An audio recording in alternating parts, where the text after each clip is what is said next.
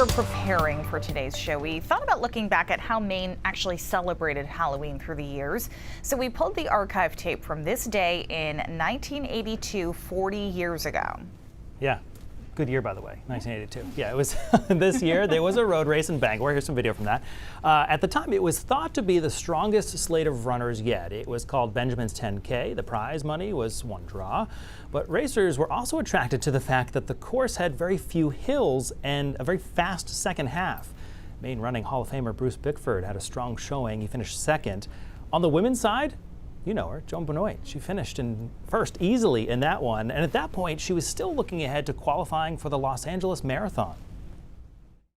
I would kind of like to see that myself, but when you're at the top, everybody's trying to take you off the top, and I can't stay still for a minute, and I can't relax or cut my training back at this time because there are a lot of young people down there coming up through the ranks, and I'm just going to do the best I can, and if things continue to go well for me, I'll hope to represent the United States and Maine.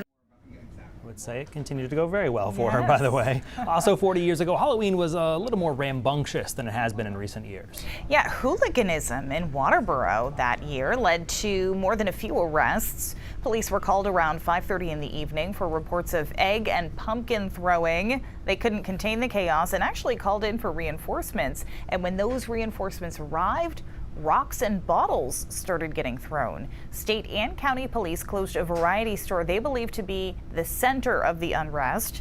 Eventually, thrown debris left 3 officers with minor injuries and 11 people were jailed.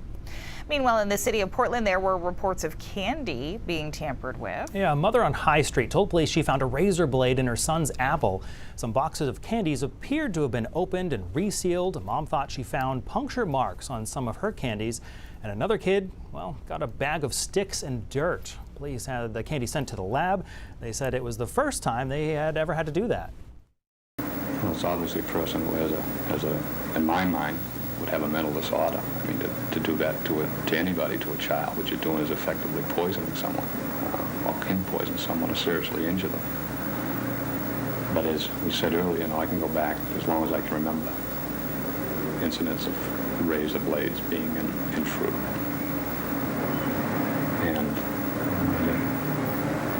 the normal person doesn't do something like that. That's nothing new. There have been stories about tainted candy for years now. Most of them, thankfully, are rumors. In the few cases where candy has been poisoned or corrupted, it's generally been a personal attack, not an act of random violence. That's going to do it for us this half hour. It's been fun to have you with us, Brian. Thanks for watching. I'll be back at 5. And I'll be with you again right here at 5:30. Samantha York and Zach Blanchard have a rundown of today's top stories after the break. First, though, we want to leave you with what we're all interested in on Halloween: dogs in costumes. Stay with us.